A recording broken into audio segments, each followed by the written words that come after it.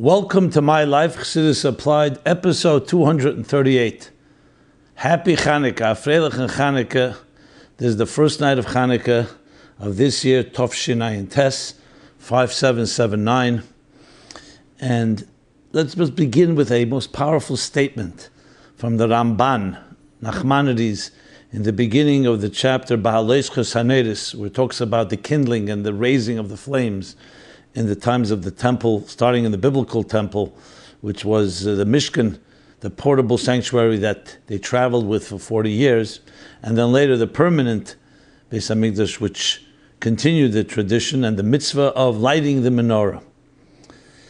So the Ramban writes that the menorah in the temple, which is what we of course consecrate and dedicate, when the mitzvah, the miracle of Chanukah happened, the oil was defiled in that menorah, and when they found that crucible of oil, one small cruse of oil that was pure, with a pure and untouched seal, and that lasted, even though it only was enough oil to burn for one night, it lasted for 8, that becomes Chanukah. So the Ramban writes, the menorah itself, the original menorah in the temple, ultimately, even though it says Ner Tamid, it was a permanent flame, ultimately was extinguished. It was extinguished with the destruction of the first temple, and afterwards the destruction of the second temple. And until the third temple, with the coming of Moshiach in the future, in the Geula of the future, we do not have that menorah. But Haneres Halolu, these flames, the flames of Chanukah, Einam B'Telam Leilam, will never be extinguished, or never extinguished throughout the arduous and difficult exile, with all the trials and tribulations, with all the expulsions and murders and genocides. The flames of Chanukah continue to burn even in the darkest times. Which really raises a tremendous question. Usually, when something commemorates another thing, the first original thing is always more powerful than the thing you're commemorating is always more powerful than that which is doing the commemorating. And here we have Chanukah, which, as I said, when they defiled the temple and they desecrated the temple, so the menorah, they could not find oil to kindle the menorah.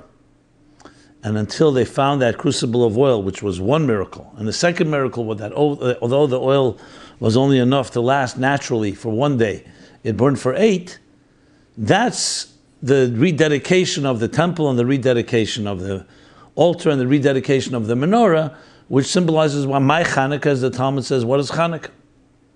And yet, that original menorah ultimately will be extinguished after the destruction of the second temple by the Romans. And the Hanukkah Menorah would never be extinguished. And we continue to light it every year during this time of the year. On the 25th of Kislev we begin, and for 8 days we light the menorah. So how did we explain that? And the answer lies with a few other questions. The menorah in the temple was only 7 branches. The Hanukkah Menorah is 8. The menorah in the temple was lit, different opinions, but it was lit in the morning. We light the Hanukkah Menorah in the evening, at dusk, when the sun is setting. The menorah in the temple was lit indoors, inside the temple. The menorah of the Hanukkah Menorah is lit al Pesach Beisim Mibachutz, at the door of the house facing outwards, out to the street. So in so many ways, the Hanukkah Menorah, even though it's commemorating the menorah in the temple, is so different. So how do we explain this? So Chassidus explains it this way. And this being Chassidus applied, we will use Chassidus and applying it also to our personal lives. Tremendous insight on what Chanukah is.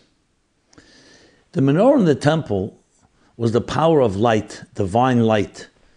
As the Talmud says, that God does not need light. That's why the windows in the temple were narrow on the inside, shkufim matumim, and wide on the outside. It's usually the other way. You want to bring the light in, you make it narrow on the outside and wide on the inside. Why? Because the temple did not need light. The light of the menorah is meant to illuminate the entire world with divine illumination, with divine light and energy. So it represents the holiness of divine revelation in this world, We live in a world that needs constant energy and light, and that's what the menorah is. And the 7 branches reflect the cycle of 7 days of the week, the 7 different attributes, divine attributes, the 7 different types of souls that exist, and so on. Chanukah did something completely different. Here suddenly the menorah was compromised, it was challenged, to the point that they could not find oil to light the menorah, which, as I said, was burning all the time as when the temple stood. The Hanukkah miracle demonstrated that even when there's utter darkness and the light is extinguished, you still can illuminate. And thus, in all ways, the Hanukkah menorah has a certain strength that the original menorah did not have. Because it's one thing when you're in a good mood, you're in a good state of mind, your life is going well, and everything is blessed in your life. So of course you give off light.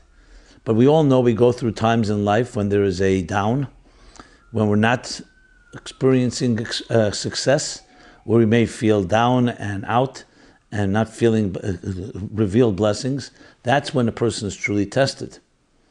What Hanukkah teaches is that we dig deeper and we find even then a pure cruse of oil, and that burns. That's why the Hanukkah Menorah in all ways demonstrates that, both in its number. Let's start. 7 is the natural cycle of the week. 8 is the number of transcendence. As the Rashba writes, that 7 is the cycle, and 8 protects the cycle. It's like the transcendent energy, the number 8. Because now we're not looking just for regular light. We need a light that transforms darkness. When do we light the menorah? The time of lighting of the menorah is not in the morning.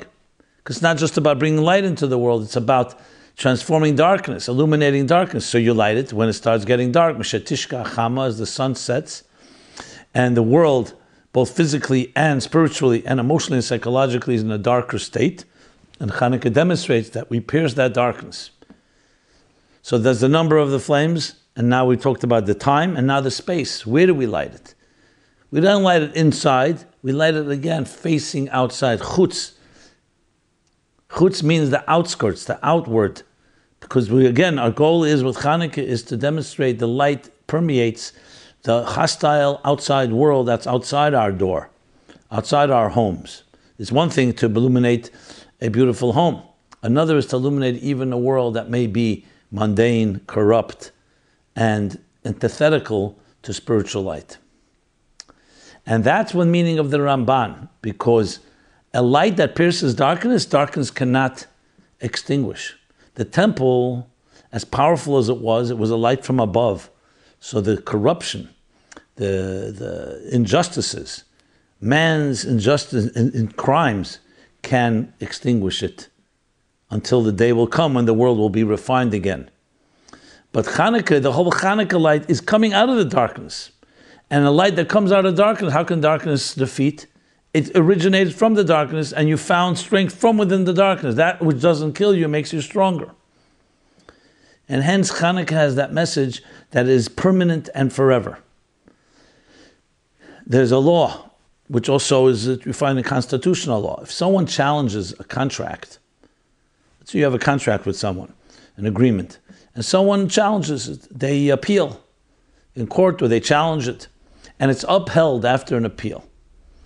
So the law is, the Torah law, and as well as I say constitutional law, it may go through several appeals, that at some point, once it's upheld, it's stronger than the original contract. Why? Because the original contract can still always be challenged. But once you challenged it and it was upheld, it means that it could survive even the challenge. Then it gets a new type of strength that forever it lasts. And that's the message of Hanukkah. And it's such a tremendous message in life, especially in all forms of healing, psychological, emotional healing, where the big question is, am I damaged goods? Is it too late for me? Am I in a situation where once I went through a darkness, I may be able to survive, but I'll not be able to thrive? I've been hurt, I've been wounded. Everyone deals with this at some point in life. Comes Hanukkah and says, no, you have a deeper light inside of you, which you can access specifically when it's dark. And when you do, you reach a state that then when it illuminates, nothing can ever extinguish it. Because you've gone through fire. You've gone through darkness and you've survived. you've endured. That resilience is a new resilience. And we see this with people. Think about yourself or others who may have gone through a difficult situation. And they come out, they don't just come out as strong, they come out stronger. In the classic words of the biblical expression, when the Jews were under the bondage of the genocidal Egyptians, it says, Kashayano Esim, as they were oppressed, Ken Yirbe v'chen Yifritz. In direct proportion to their oppression, they thrived and they flourished. Or another expression is, as when you press an oil, that's when it produces, when you press an olive, that's when it produces oil. Using the analogy from Chanukah, which is olive oil. Though we can light with different fuels as well, but olive oil is the Shemen Zayazach, is what was used in the temple as well. So what's an olive? An olive has oil within it. You really want to get the oil out, you need to press the olive. And pressure is what brings out the best in us. So of course we should all be blessed, we should not have to face any darkness, but it's inevitable in a world like ours, in a hostile world, in a difficult world, that we will go through our challenges.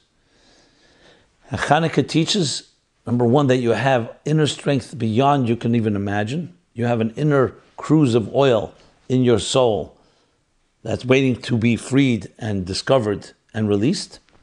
And number two, that power can pierce and is more powerful than any darkness.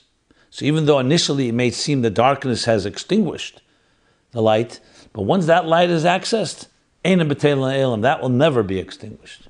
And we see in history, for thousands of years, the Hanukkah lights shined. And even in the most difficult times, even when times it was hard to do, nevertheless, we've prevailed. And that's an unbelievable lesson in Hanukkah for each one of us in any circumstance, even in the best of circumstances, to know that power, the power of eternity. Which leads me to the question that, of course, is asked around this. What does Chassidus teach us about darkness and its illumination? Well, I just gave you the gist of it, but I want to elaborate a bit more on that. What is darkness exactly? So, you have in science, and you have different theories on the nature of darkness. Is it the absence of light? Does it have substance of its own?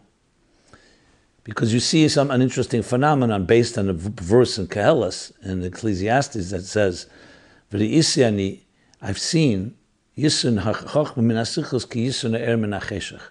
seen the advantage, the strength of wisdom over folly, like the strength of light over darkness. Explains the Baal Tanya, the Alter Rebbe in Tanya, chapter 12. When you look at light and darkness, light and dark, you see something interesting. Fire and water are equal adversarial forces. Enough fire can evaporate large bodies of water. Enough water can extinguish great fires. What about light and dark? Are they equal counter forces? No. Darkness, as soon as there's even a little flame, even in the darkest room, in the largest room, and that area where the flame shines, ma'at there, a little light, dispels a lot of darkness. And without any effort. Doesn't fight, and so on. You may need a lot of light to dispel a lot of darkness, but where darkness and light meet, you're not dealing with a fire-water confrontation. You're dealing with light automatically and naturally dispelling darkness. So the lesson in that, of course, is that our light is more powerful than our darkness. Darkness, whether it's in the form of absence of light or absence or ignorance, as absence of intelligence, is no match for light, the light of wisdom. Why then do you see that foolish people can dominate? Because when there's an absence, when you're not shining the light, what do you think is going to dominate? The default state. So in Chassidic thought, there's a tremendous amount of literature that talks about the nature of darkness from the beginning, when it says in the world God created the universe, heaven and earth, and it says in the beginning, darkness covered all of the world. And Cheshach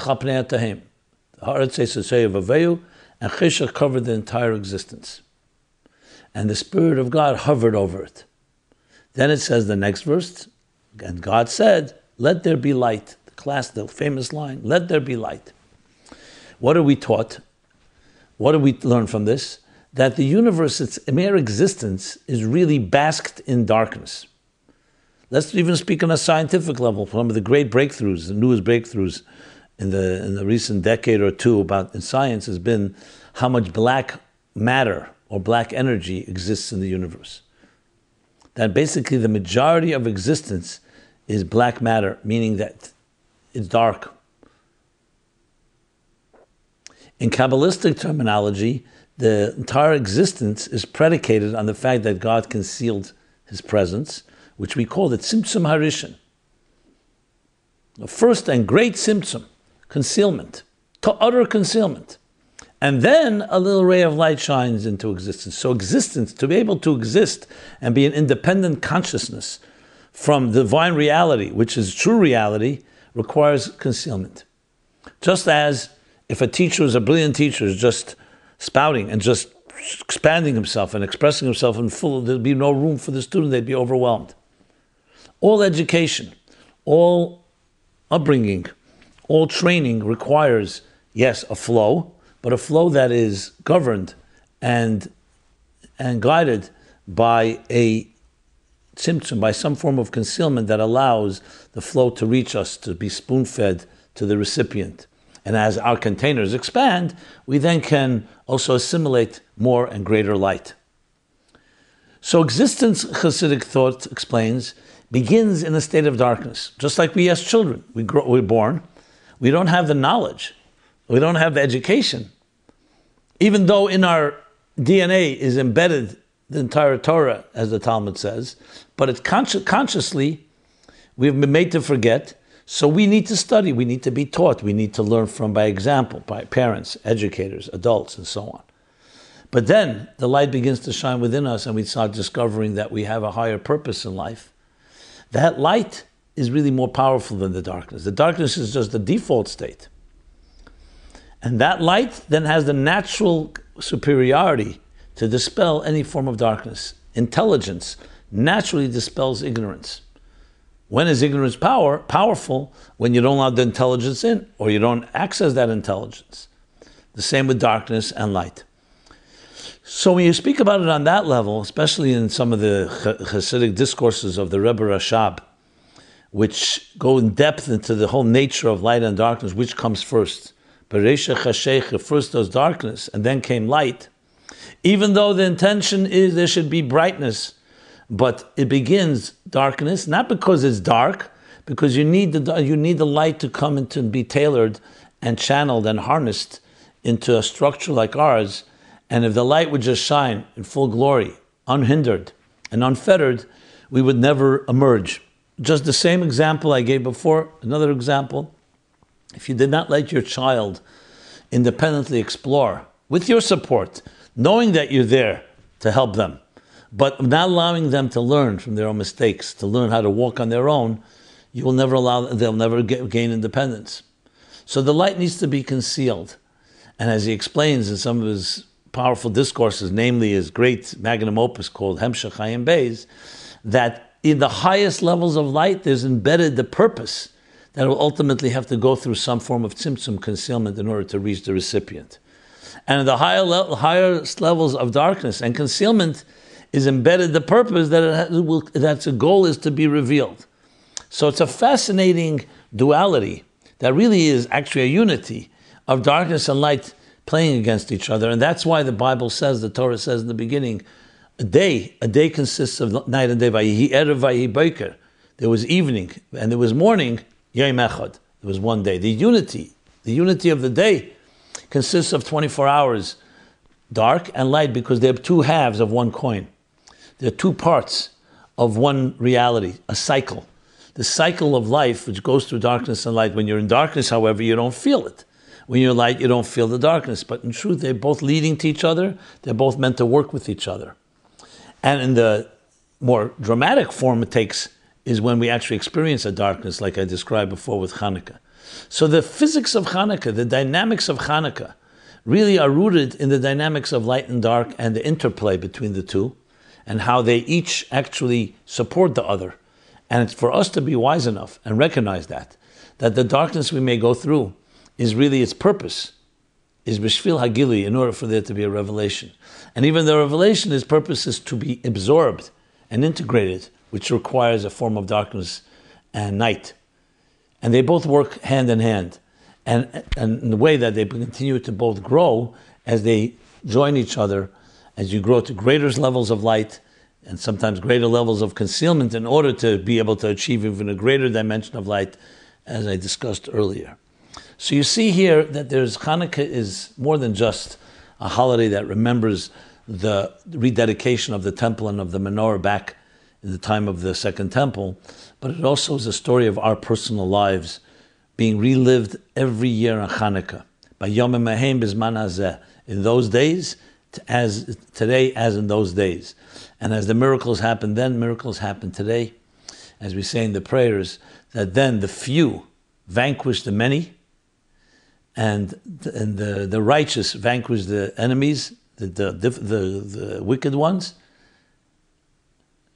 And that demonstrates also the power of quality of light over darkness. It's not about numbers, it's not about size, it's about the power of quality. That when you access that, even if you're weaker, chazakim biyad chaloshim and rabim biyad ma'atim, which means the strong were vanquished and won and conquered by the weak, and the many were conquered by the few. Because it's the quality of the light of the few and the quality of the light of the physically weak but the spiritually strong that was able to dominate and ultimately prevail. And we are here today to tell the story. So the lessons are many, many. Just to connect one point, since it's also this week is Parshas Miketz. This year Hanukkah is usually either the chapter Vayeshev or Miketz. This year it's Miketz until leading into next Sunday, the next week, but mostly Miketz. So Miketz is exactly the same story. What is the story of Miketz? Miketz ends last week's chapter, and Joseph is thrown into prison. And he literally becomes, it's almost a hopeless situation where he does not realize how he will ever get out of this dark place. And yet, what happens? Pharaoh dreams. And though the Sar HaMashkim, the minister of drink, promised Joseph that he would remember him, he had forgotten. But then when Pharaoh had the dreams and needed interpretation, that's when they remembered Joseph. And what happens? From the depths of the prison, from being a slave, Joseph becomes Mishnah Lamelech, the second in command. Never to teach us that we should never give up hope. There's never a situation of hopelessness or darkness to the point there cannot be light. Not only light, Joseph ends up becoming the viceroy, ends up saving and creating Egypt, becoming a superpower and saving them after the famine, during the famine. And then ultimately actually saving and preserving his own family when first the brothers come down and then ultimately Jacob, and Joseph becomes the one, Hamashbir becomes the one that nourishes and sustains Jacob and his own brothers and family, despite the darkness, everything he went through, including being sold into slavery by his own brothers. It's literally the story of Hanukkah, the story that darkness never has more power than light, but you need to hold on. You need to see it through. Okay. With that, let us go to a few questions. And we will begin. First, let me make some announcements here. I want to first give you some cross-references, as I always do, being that we're already in the 238th episode. So let's do some cross-referencing. The topic of Hanukkah Miketz I've discussed in episodes 47 and 48, 93, 143, 192, and 193.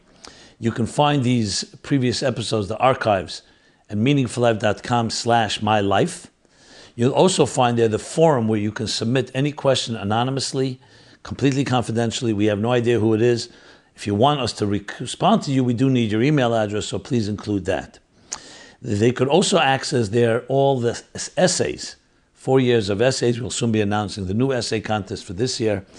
And wonderful essays written, hundreds and hundreds of essays by people from all over the world, applying Chassidus to our lives. I will also make mention that the episodes, the archives, are time-stamped. But you can see them only when you go to the YouTube version of the video. It's all broadcast on YouTube, but it's embedded on our site and many of the websites. If you want, you go to the YouTube, and there, in the description, they're all time-stamped, which means you can literally click on the topic that you're interested in, and it takes you straight to that minute and second where it's being discussed. And finally, I want to add that, especially Chanukah Geld is a custom to share, to be charitable and to be kind. This program is community sponsored, so we depend on your graciousness. It comes to the end of the year. I really request to all of you from my deepest parts of my heart, because in order to continue this program and expand it and other programs, we really depend on your support. So please consider dedicating a program or a series of programs in the honor or memory of a loved one. And you can do that easily by going to meaningfullife.com sponsorship and fill out the details there. Okay. What does Chassidus teach us about darkness and its illumination is cross-referencing episodes 40, 48, 194 through 196. Okay.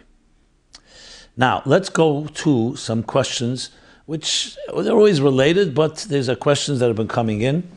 And as I said, I'm somewhat backed up, not due to me, it's simply to the flow of questions. There are so many, but we're catching up, and I want to assure you again, anyone who's asked a question, I know some of you have written more than once, and saying, will your question be answered? I assure you that, please God, it will be answered in the order it was received, not always exactly in that order, because sometimes I bunch questions together of the same topic, but they will be answered. Today I was looking at a bunch of the questions, and they're really great questions, and so please keep them coming.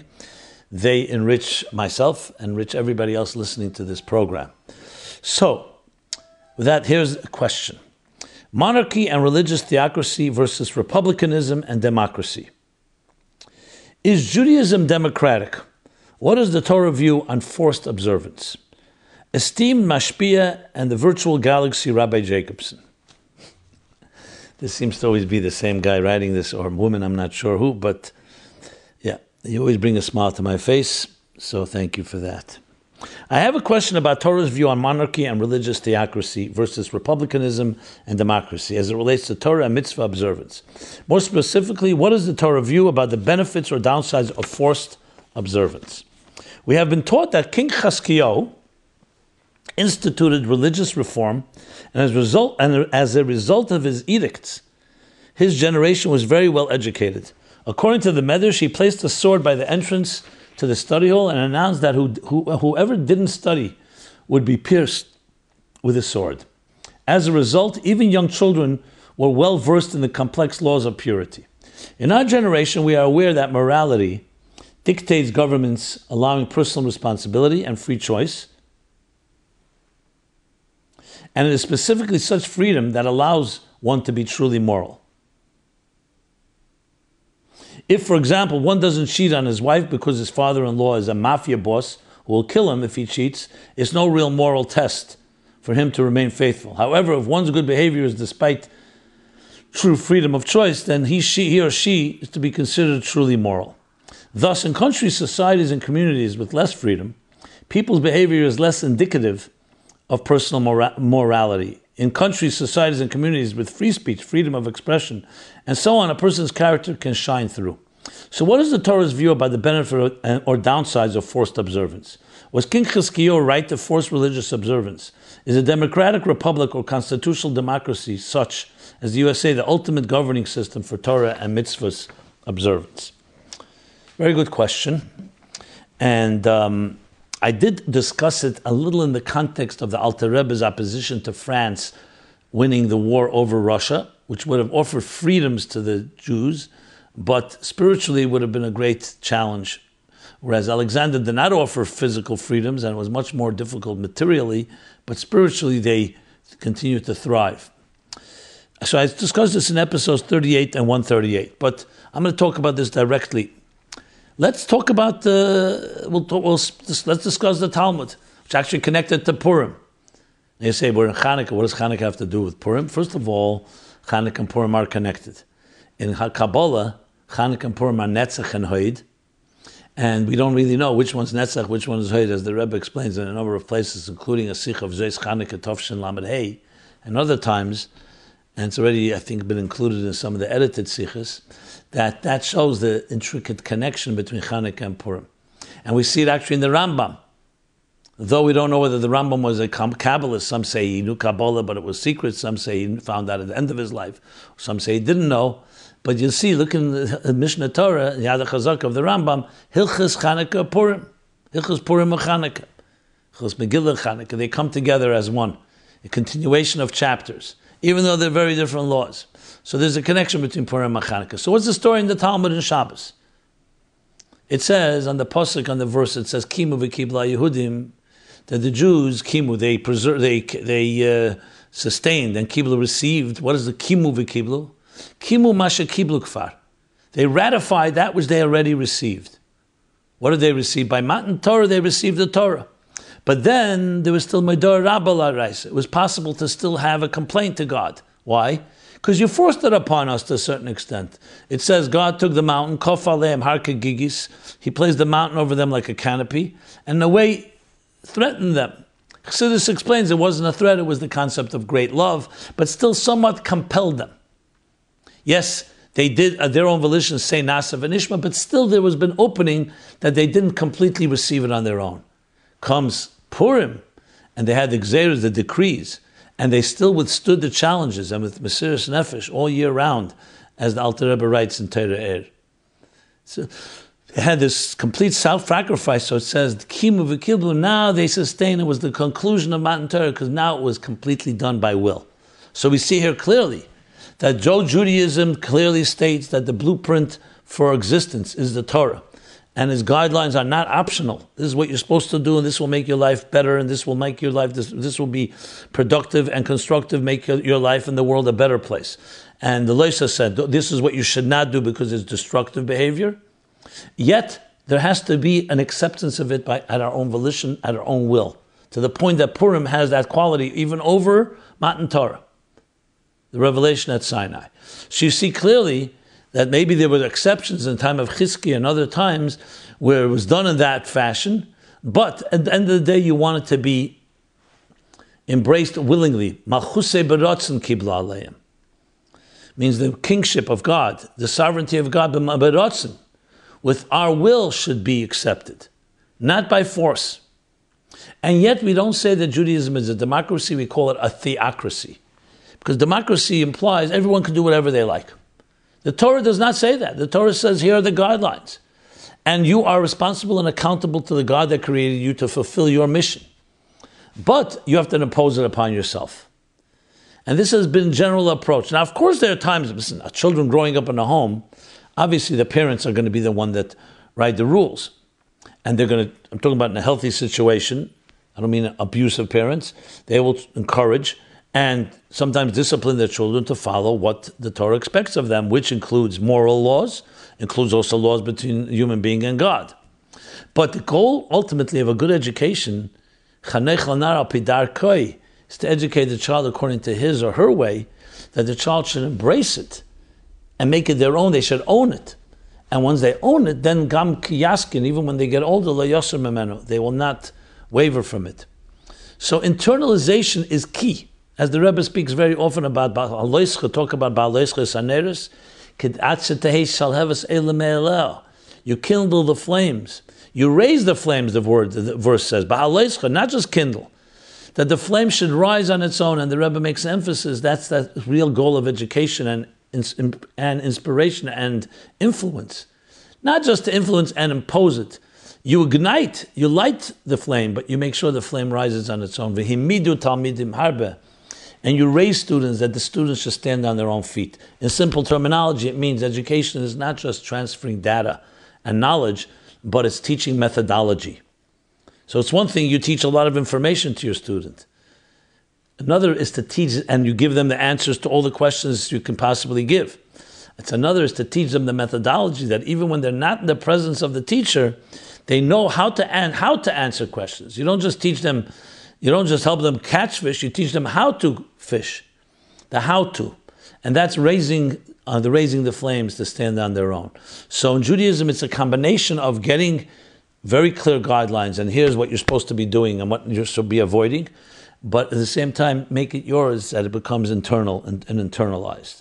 So forced observance, there are perhaps times like Chizkiah, there were other times where it was necessary because whatever the circumstances were, but overall the approach is always that it should be owned, it should be willingly accepted and embraced, especially in Chassidus, v'tzadik b'manasa yichya yechaya, not that you rely on the tzaddik, but the tzaddik gives strength, but we stand on our own, as the Rebbe made very clearly, aveda b'koyach atzmei, that you have to do the work with your own initiative. This doesn't mean you're not getting strength. You're getting strength even to do your own initiative.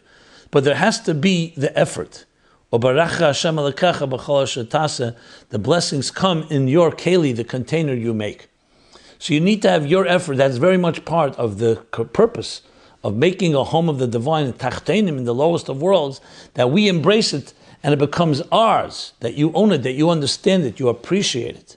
And the divine soul doesn't force it upon the animal soul, it persuades, it convinces, it educates, it inspires, it motivates, and shows that it's in your interest.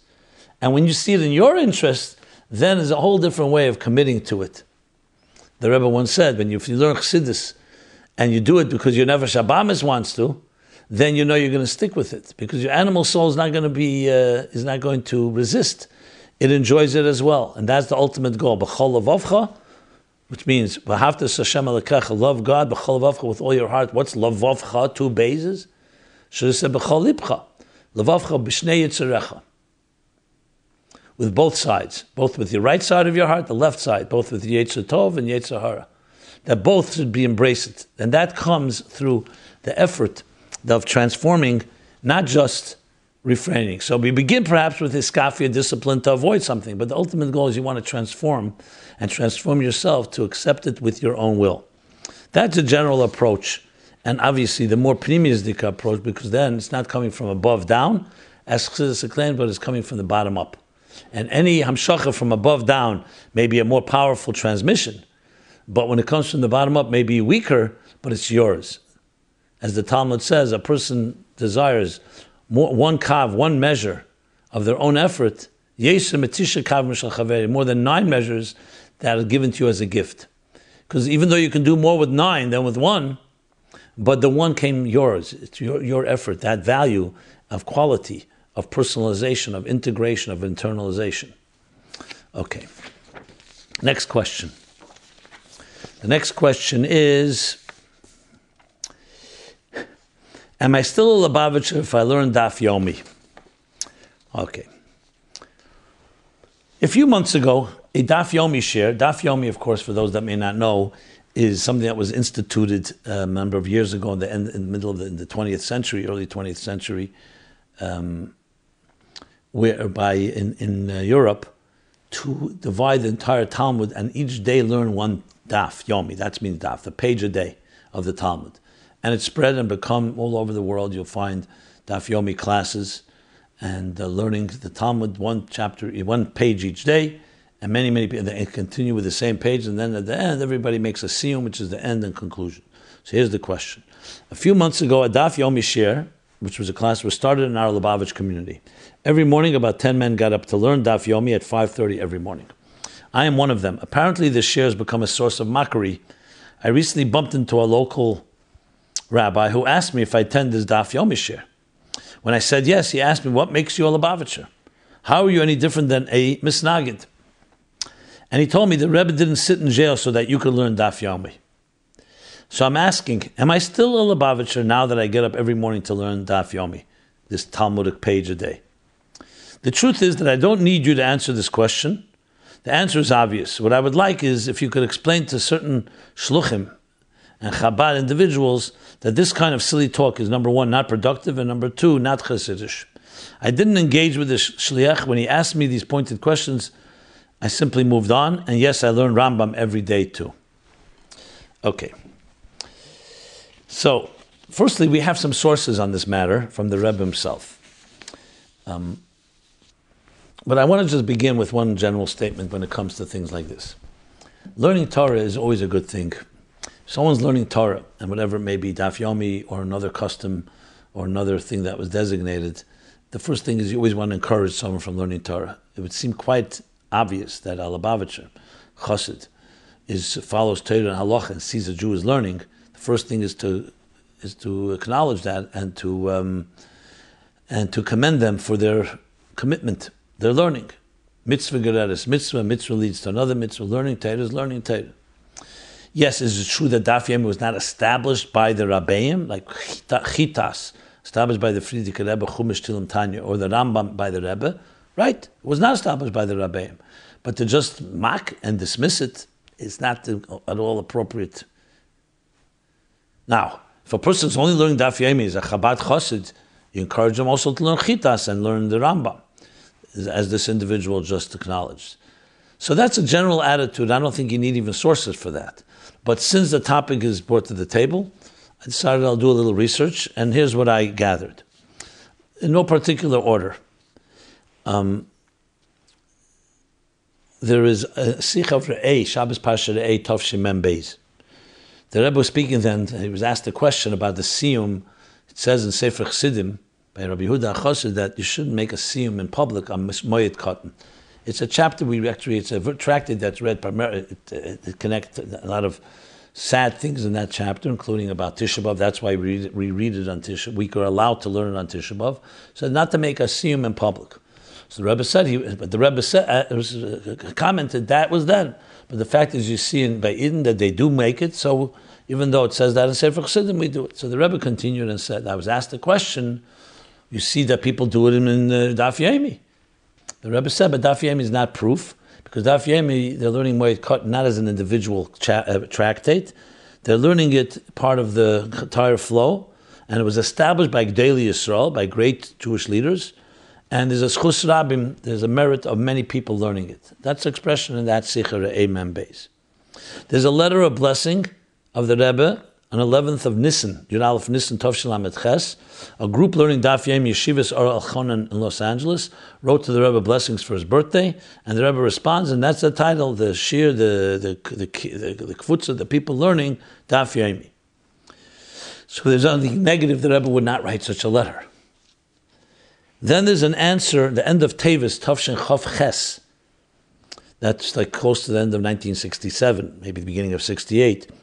To Chabad rabbis in Montreal, they were describing in a duch, in a report to the Rebbe about the classes, which including using the campaign, the worldwide campaign of learning Daf Yomi. They've also used it to draw attendees to their class, and they're learning the Gemara. It seems like they're learning the Daf Yomi. And they asked the Rebbe, since the first Sima Shas is happening, which means concluding of the entire cycle, should they be involved in organizing for the city a public event? And the Rebbe wrote Kepashet, which means it's like obvious, and said thank you for all this information. Dover Be'ite, it's appropriate time, and so on. And finally, I want to say there's a Sikha Tov Shemem Ches, which some people may have taken to perhaps negate the idea. In Tov Shemem Ches, Tov Shemem Ches, okay, that would be 1988. So the Rebbe was speaking about the Parsha. It was a continuation of the Farbrengen of Baal Leischa, where the Rebbe talking about Baal Leischa, another connection, that when at the beginning of Baal Leischa, Rashi says, what's the connection? Lama Nismacha, the dedication offerings of all the leaders of the tribes is in Parsha Naseh, and it's followed by the commandment to Aaron that he should light the menorah. What's the connection? So it says, because when Aaron Kohen Gadol, the high priest, saw that all the tribes were represented in bringing offerings to dedicate the temple, Chol Shadaita, he felt crestfallen. He was down by it, so to speak. Why? Because his tribe, Levi, was not represented. So the Eibush just told him to light the menorah, and Shalcha Gdei Mishalehem. Yours is even greater than theirs. So the Rebbe learned a lesson from that when you see something being done in public by many Jews, that a person should feel bad that they're not part of something positive. So someone asked the Rebbe questions, then why don't we have that same feeling about Daf Yomi? It's being done in public by many, many Jews from different communities and backgrounds and so on. So the Rebbe said, we see that in the story itself. When did Aaron feel down? After he saw that all the tribes were represented. And he didn't, so that's when he felt chol shadaite, meaning he felt somewhat weak. It means in spirit, he felt like, why am I missing out? But you don't find that one tribe fell down. Like, for example, once one tribe they said, why I can't bring that first day? Because every tribe had its day. That's not a problem. Every tribe had its day. It's when you saw all of them being done and Aaron was not participating, that's when Chol Shadaite. So the Rebbe said, same with Daf Yomi. When it was established, not all Gdei Yisrael accepted it. Some actually did not accept it for different reasons. And the Frierdiker Rebbe did not instruct his students to do it. Some of the reasons is because in the Talmud it says you should learn Torah leprokim, which means to learn it. Leprokim means to stop right in the middle, because when you finish a daf, you're learning it like you break off, even though the idea continues. Some because it says you should learn b'makom sheli bechafetz, you should learn something you desire, and this is something that's more instituted. It's not necessarily where your heart desires. Especially yeshivas, the Rebbe says that there were yeshivas where their koch, their real passion, was either nigla in pilpul or in bekiyas, different forms of learning, or learning Musar and learning Chassidus. There was no room for other extra shiurim. Whatever the reason, there were those that did not embrace this custom. Therefore, you can't call it a category that all the tribes did it, and therefore we should feel down. Because it could very well be that this goes into the category, and it definitely goes in the category of nada pashta, which means different communities have different customs. So for sure it's a valuable custom. And that's why you see some communities who may have even not accepted the custom initially of learning Daf Yomi, later embraced it because it was more, now they felt the need that it would help their community. But to say that it was for Klal Yisrael, for everyone, and therefore you have to feel down, not because it could very well be, it's like for certain tribes and not for all tribes. Now, is this a negative? Yes, when you hear from a Rebbe, says Rambam, or Chitas, especially as your Rebbe, so a Rebbe is coming to the takana that clearly means that it's your Rebbe. There's more than just it's a good practical thing to do. Does Daf Yomi have the same authority like Chitas or Rambam? You could say it didn't come from a Rebbe, but that doesn't take away at all from the power of learning and the value of Schus Rabbim. And you see it from all these different answers, and I'm sure there are more, that there's a power, but people are learning, thousands of people learning Gemara. And it's opened up the Gemara for so many people who would not have learned. How could you say that's a negative? It has to be a positive. And therefore, in my view, continue learning, and Yagel Teira V'Yadir, the more learning the better, and more one learning brings to the next learning. And I would never negate. What you do is you add, you increase. Okay. Next. Why is Taharas HaMishpacha so obsessed with details?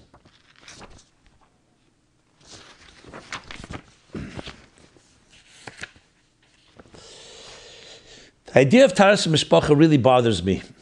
Why is there such an obsession with women checking and worrying all day? I feel like men wear a gartel.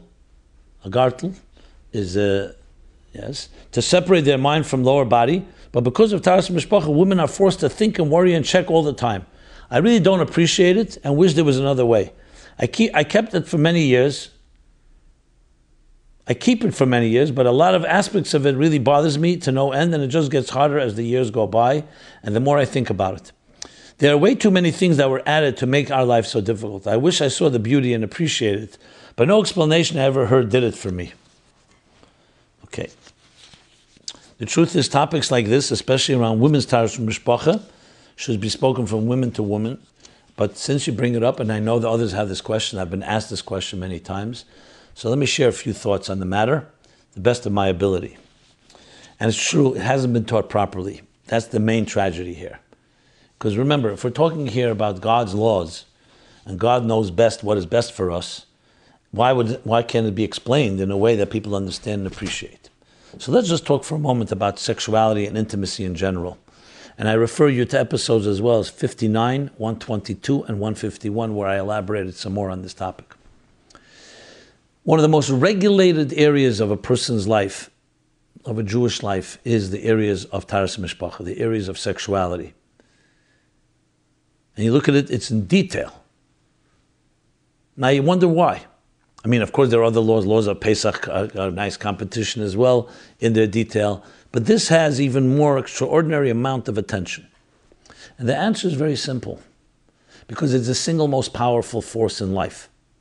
Intimacy is the power to create life. There would be no life without it. It is connected to the deepest form of love between a husband and wife in a sanctified way. For Hayyu lebasar echad. And they were one flesh, as the Torah says. Two halves of one whole, created in the divine image. God separated them. They come together is one of the most sacred, the most powerful things, maybe the most powerful. Because it's the unity of the divine being expressed in this world. So intimacy, therefore, has such profound pleasure, has such profound connection, more than anything in this world. That's why you see that it can create the greatest beautiful love and beautiful things in life, and it can create the most damage and jealousies and destruction.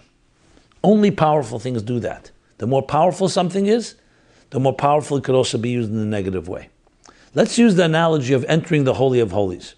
There's nothing more sacred than entering the Kodesh Kodashim in the Beis HaMikdash. And yet, nobody was allowed to enter. And when the high priest entered, it was only B'zeis Yaveh, only a certain time a year, Yom Kippur, for the while that he entered, a short period of time. With all kinds of guidelines and detail, 7 days of preparing and going to the mikveh, the Kohen Gadol, the high priest, going in for Yom Kippur. And he went in bound by ropes or bound by chains, because if there was one blemish, the place was so holy it couldn't tolerate one blemish. Think of an eyeball. A piece of dust on your finger is meaningless, but in the eyeball it's very irritating. So we cover, and the Holy of Holies is protected and covered. You should say, is it an ugly place? Why are we covering it? Why are we regulating it to such extremes, to such obsession? Because it's the holiest, and you want to preserve its sanctity. You make sure you use it properly. That's why the laws of the Torah around Taharas HaMishpacha are so detailed. It's not about the obsession with the detail. It's the power of what the power of it is. And every single blemish matters. Rahman al-Islam, God forbid, just to use an example. We have 40 to 75 trillion cells in the human body. If one cell is a mutation, it can create havoc and disaster and tragedy for everyone. A computer program can have millions and millions of lines of code. Add a dot or subtract a dot, and it won't work, or even worse, it can create destruction as well. So how's that possible? Because on that level, the minute matters. You'd say, one dot, what cares? One dot, one cell among billions of cells, trillions of cells. But when you're dealing with something of that magnitude and potency, every detail matters. This is what they should have taught us. That when you're dealing with intimacy and sexuality, you're dealing with an energy of Ein Sof itself. That's why it says the only way we can create, literally create, Ein Sof forever, which is children that bear children and bear children, is the Koyach Ein Sof that God implanted in us, and as we access it through intimacy. So it makes total sense that going into the Holy of Holies, every detail matters, every specific detail. And when you look at it that way, then it's like love. It's like you're taking care of your child. You don't say, you know what, I'll only give the child some basic things, but I don't really care about the details. No, love is in the details. Every detail, how you diaper the child, how you caress the child. Even a small little thing, you see how mothers lovingly will wipe off a little piece of dirt from a child's cheek. Why? Because when you love something, every detail matters. Unfortunately, we are often taught it in a very dogmatic and very impositional way. You must do this, and if you don't do this, you don't do that. All the fears and guilts and all the neurosis around it, takes away the entire pleasure and takes away the entire beauty of it. But it's entering the Holy of Holies. And this is just a short version of what I could elaborate on more. I discussed in those other episodes that I mentioned, but I think it's vital to look into it and see it that way, and you'll take a whole different take on these details that can be so troublesome when they're just seen as details that seem like meaningless. Who really cares? You do this, you do that. When in truth, it's the beauty of the intimate inner sanctum of the Holy of Holies, where every little detail counts, just like when you open up a body for surgery, you need to sterilize the entire environment. When the body is closed, so the skin and the hair catches bacteria. But when you're dealing with the most sensitive spots and the most vulnerable part of a human being, especially their sexuality, that is the place where every piece of dust matters. And that's how we have to think of it. And that preserves it, and that's the beauty of it. Okay. Next question. This next question takes the cake for sure. We're moving on from a serious topic here. This is the question. Cars. What kind of car should a Chassid drive? Hello, Rabbi Jacobson. My question is about Chassidus and cars. What kind of car should a Chassid drive? Why am I asking? My kids are all fascinated by cars. My oldest son just got his permit, and he talks with his friends about the type of car he wants: a Cadillac Escalade, Range Rover, and other similarly expensive cars. My younger kids also, when we drive, whenever they see a fancy and expensive car, they get excited. I know in some ways this is normal. On the other hand, I want to teach them Chassidic values. And my kids see in Crown Heights Jewish people driving some fancy cars. If someone can afford a fancy car, is it appropriate to buy one? Or perhaps buy a more modest vehicle and use the extra money for a tzedakah cause? I've heard this story, as we know, if we hear a story, we should learn from it. If the Rebbe turning around and going back to his office when some Chassidim bought him a new car. On the other hand, the Rebbe's car was a Cadillac, not a jalopy, so it was nicer than some other cars. Thank you for your time on this share, and may you be blessed to receive the Torah. Simcha b'pnimis. This was written clearly before Shavuos. Okay, it's always good to get a bracha. So I read it exactly as is. I don't even know where to begin, to be honest. I'm not going to suggest that in any Maimorim or Sichos there's any discussion about which car to buy. So let's talk about the general process, starting with that story. Yes, when they bought the Rebbe a new car, not only did he turn back, he waited till they brought the old car. There's even a video of it. Saying matanis yichya, the Rebbe said he doesn't need matanis, he's fine with what he had. Look, this is not just about cars, this is about all luxuries. We all know what Chassidus says, it says in the Sichos, by a Chassid, was metarnish tarminisht, and was meken darf man nicht. That's what you're not allowed, And even that which you're permitted, you also don't have to pursue. So the idea of having luxuries, just to have luxuries, we're not talking about a bettering necessary quality of life or something related to business, is Moshiach. It's called Moshiach, which means extras. And extras is something that we all want to avoid. So the general attitude to be obsessed with the car you drive, and to look better, yes, if you can afford a little better car, it's a better car in many ways, it's more comfortable and so on. We all know it's like having a comfortable home. But the obsession with cars, what car to drive, I'm not even going to give it I don't think it's my role here to start talking which car to buy. It reminds me of a wedding. It was a wealthy man who was making a wedding, and he asked the Rebbe, he says he has the money, and should he make a wedding as a bar chove? Ba'ashidus, so the Rebbe wrote, Ashidus beruchnius, and minimal begashmius. Should be wealthy in ruchnius, and minimal in physical. And he should be befasim this to others. This is the general attitude. Now, children get obsessed with all kinds of things, some with railroad trains, and some with toys, and some with cars. As adults, our role is to be role models and not to indulge them in this. Not you have to rebuke, but the key thing is to celebrate the pleasures of ruchnizdika things and the value of spiritual things, not the kind of car we have. Now, we all get excited. You bring home a new car, I understand. We're all human beings. But I think the attitude here should be is not what kind of car a chassid should buy, but what kind of attitude a chassid should have when it comes to cars and other items. That these are part of the gifts and blessings God gave us in this world. Some are necessary for us to get around, but there are many chassidim that never even got a license. Again, I don't think that's everybody can live up to that standard. But the idea is that you should see it as a vehicle. It's exactly what a car is, a vehicle to get you somewhere. So we're not going to use a horse or a donkey or a camel and so on. We're going to use a car. And there's nothing wrong with having a comfortable car. Fine. You can afford it. But to go out of your way to do something that's completely beyond, just to show off, just to be luxurious, it's not the derech of Chassidus. And that, in that sense, I would say a Chassidish Shid is going to get a car that works for him. Doesn't have to go overdo it, even if he has the money for it. And in addition, like the Rebbe says about weddings, also to create that type of jealousy that others who can't afford have to also now demonstrate that they also can live up to that standard. So that also should be taken into account when making such calculations. Good. Okay, because of time limits, I'm not going to do the one about what can I do about same gender attraction. We'll leave it for next week, which is perfectly fine with me. I will do a follow-up or two, and that is the follow-up on last week's episode. We talked, what can we do to help speed up Mashiach's coming? So one individual wrote, Rabbi, could it be possible that Moshiach is simply waiting for us to start the process towards peace? They are waiting until we truly deserve the revelation of God's wisdom on earth. I think de-escalation would be an ideal place to start looking for Moshiach in peace. P.S. I was raised Catholic, but I have a passion for Judaism among many faiths. Everyone is trying to preserve the good life, but Moshiach will help us adapt with a divine force that is to move with Hashem rather than resist Him.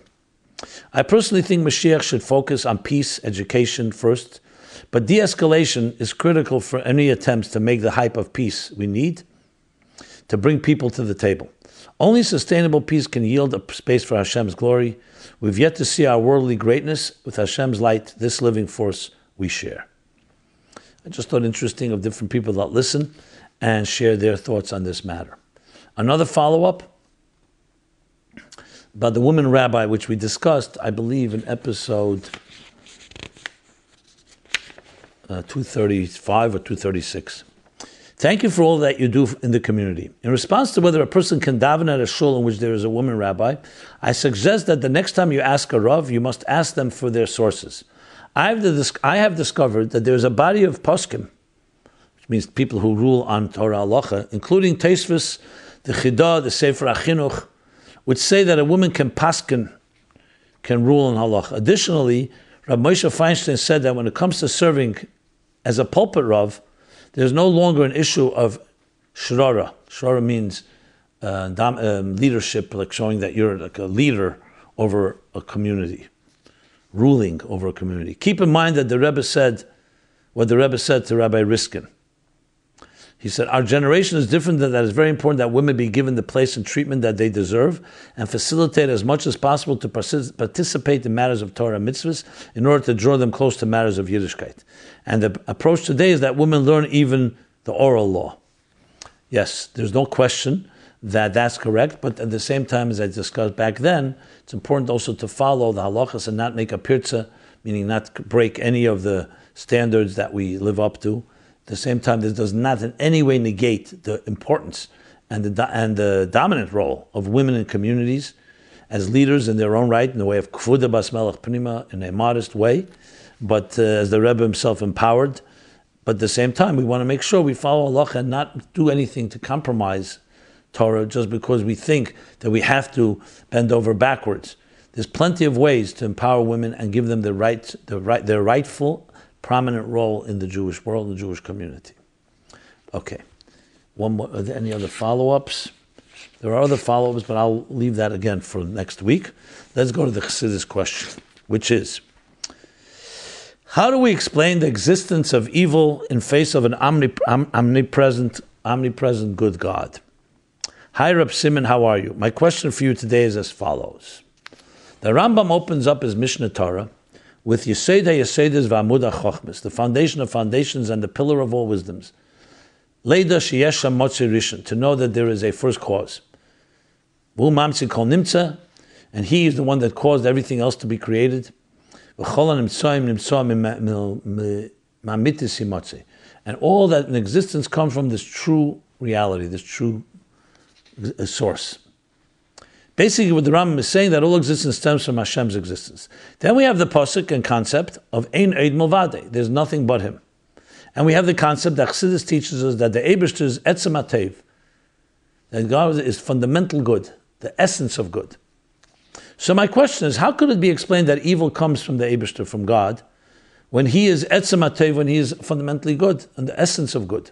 And also we have the concept of Koyach HaPel Benifel, which means God invests His power and His strength in creating. He's not from a distance, but He's embedded within existence. We can identify the craftsman in the craftwork. So how can we see Koyach HaPel Benifel in evil? How can we see the craftsman's power in the evil, that everything is created by God? And the world has plenty of it and still does, of evil, that is. Thanks, Hatzlacha Rabba, Kabbalah, yeah. Okay. So firstly, I want to say I discussed a related topic in episodes 54 and 231. I decided to choose this topic because it somewhat connects to the beginning of this episode, which is about Hanukkah, light and darkness. Obviously requires a lot of discussion to reconcile evil in the face of a good God. So I'll just make a few key points, and I refer you to those episodes. I also refer you to the chapter on good and evil in Torah Meaningful Life, where I summed up the key points from Chassidus on this topic. Number one, evil does not come from above. Evil is a human action. God does not create anything that's evil. The fact that there are things that we're not supposed to eat, for example, poisonous mushrooms, or unkosher foods, or things we're not supposed to do, doesn't mean that that thing is evil. It means you are not supposed to touch it. It's also b'derech etzem. So you, for example, there are things that you don't eat, but you're allowed to use for other purposes. Now, what does that mean specifically? It means the following. How does evil come to be? It comes to be because God concealed his presence. I mentioned the Simcha Marishan. The concealing of God's presence, the example being of a parent hiding from his or her son or child in order to elicit their ingenuity to find the parent. That concealment, its whole purpose, like I mentioned at the beginning of this episode, of this program, is in order for them to find the parent, the revelation. The concealment is for the revelation. But let's say the parent hides so well, and the child looks Sunday and Monday and Tuesday as the Rebbe's classic, famous, powerful, emotional Sikha in Tu B'Shvat, Tavshin Lamed Tes, and looks and gives up. Because they hid so well, the parent hid so well, the child gives up. There you have the vacuum, where the child can convince itself that God is not there anymore, or God is so concealed it can't find. And then what happens? When you feel independent and you don't feel God's presence, like in any vacuum, where there's a void, negative things start happening. So you're able to then hurt another, do something you're not supposed to be doing. Because if you saw the light, if you saw, like a person, no healthy person would put their hand in fire, because it's destructive. If a person puts their hand in fire, either they don't know it's fire, the fire is concealed, or they don't know the fire hurts them. How is it possible we can hurt each other when we're all really one? How is it possible for us to do something which is destructive to us? Because what the Torah says, do this, your machine called life will work better. Avoid doing this, refrain from doing this, because that will make your machine be destroyed if you do that. So everyone would follow instructions. You bring home a computer, you follow. This is what you do, this is what you don't do. So how is it possible? Because of the tzimtzum, the concealment. And since we are deceived into thinking that the concealment is an end in itself, and we don't see the force behind it, so then we can start wandering off and doing whatever we want, which ends up being destructive simply because of our blindness. Absence of light. So the absence of light creates a possibility for something negative and evil to be done, either to yourself or to others or against God. And then when you do it, you actually create a negative thing. That's why in the Torah Shalom, the Rebbe Rashab says, evil, Ra, is Metzias the Heder. It's a Metzias of non-Metzias. It's a Metzias that doesn't exist. Not an illusion, it doesn't exist. Why? Because the whole purpose of it is not to do it. When you do it, you're actually making from something that should have been avoided a Metzias. You're making something that was like a negative energy into an energy because you acted on it, when it was really meant to be avoided. And that's possible because of this darkness. That's one of the ways that this is explained. So in the face of a good God, why is it possible? Because God concealed his presence, and therefore that allowed the environment and the breeding ground for negative things to happen. There's more to be said on the topic, but that is the connection to Chanukah as well. And of course the process of refining, the process of eliminating evil, Shvirosan Zui Takanosan. Shvirosan means you break the evil. Why break? Because by breaking it, you actually repair it, because that's what its purpose was. Its purpose was you shouldn't do it. Or you should avoid it, or when it's there, to eliminate it. So for example, a person hurts another person. The only way to redeem it is to stop hurting, and to break the hurting, breaking the forces that led you to hurt another person, to the point that you will eradicate it. And that is its actually redemption. That's its salvation. So there are things we do that bring light of the divine into the world, the goodness into the world, and the things that we avoid doing. Or if we did it, we break it, meaning we stop doing it, and we repent and have remorse over it, and we make amends. That, in a sense, elevates it back to where it should have been in the first place. Yeah.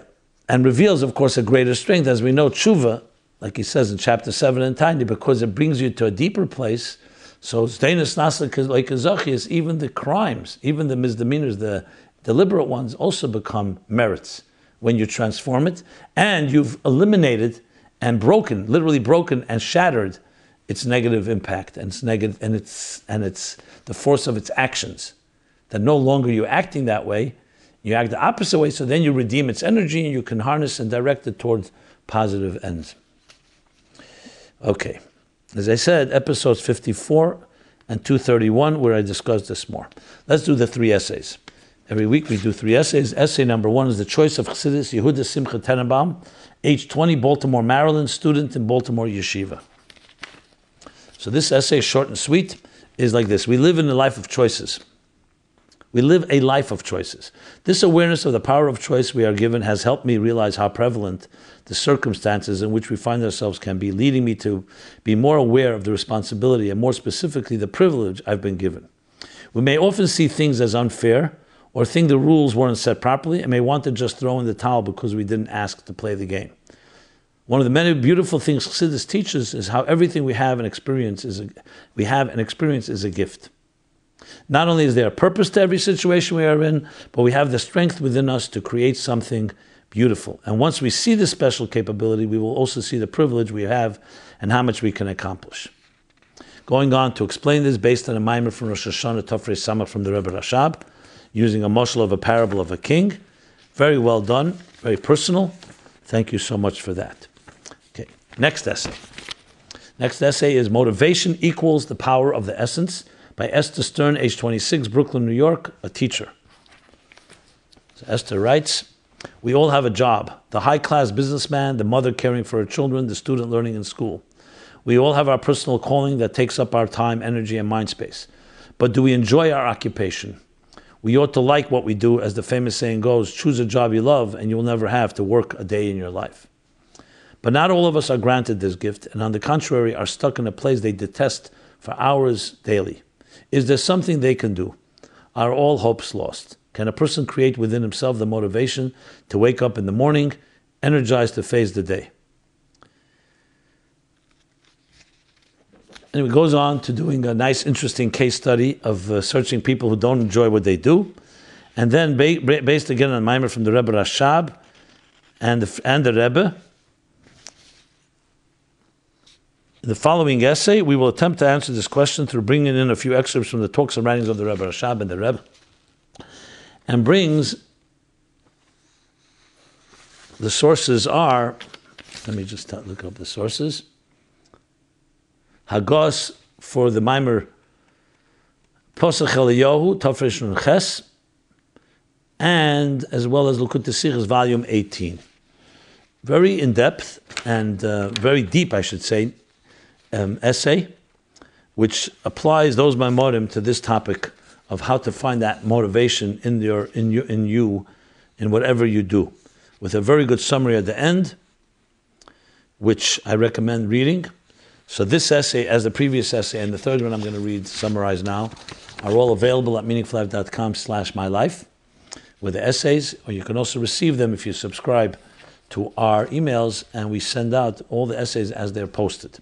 So the essay number 3 is Who is God? Eli Sobel, age 43, Brooklyn, New York. Can a practical and personally meaningful definition of God be found in Chassidus? To put this in the proper context, we can ask a more basic question. Is it beneficial to even search for such a definition of God? Should an essay on this topic be written? And goes on to look at the two sides of it, Das Alekei Avicha, to know God. But on the other hand, we can never know fully God because His thoughts are not like our thoughts. And yet, we can find a way to balance the two, the third voice, as he calls it here. And does that very well in pointing out and explaining, using different discourses of Chassidus, of the combination of connecting to a God that's beyond us, but connecting. And this too is a very profound essay going into the actual ultimate God that is Mitzvahs, built in Mitzvahs Nimtza, an non-existential existence, and yet we can ultimately connect to it, and which will be completely fulfilled when Moshiach comes. Well-resourced, well-annotated, and I commend you. Very good essay. Very good essay, yes. So with that, we conclude the essays, and then we now will sum up and say, everyone again, a happy and freilich and Hanukkah. May this one light tonight grow night to night, not just in number, but also in quality. Milah and Bekedish. We always increase in everything that is light. Light is the soul, the soulful light of Ner Hashem Nishmas Adam. The soul of a human being is the light of God, the flame of God, the lamp of God. And Ner Mitzvah V'Torah growing in our mitzvahs, the light, the flame of the candle of mitzvah and the light of Torah, which is all symbolized by the light. And we listen to the flames. As the Friedrich Rebbe said, was the Lichter Lechter Zell. The flames tell us a story. and they tell us the story of our lives, and they tell us the story of growth, and they tell us the story of vanquishing the dark, and they tell us the story of eternity, and they tell us so many other details of the story which each of us has to apply to our personal lives.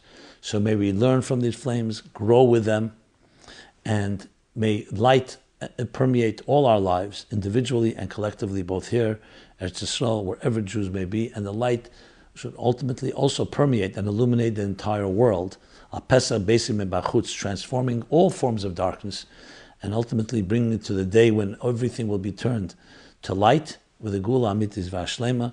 We're here every Sunday, My Life Chassidus Applied, 8 to 9 p.m. Please send us your questions and your comments.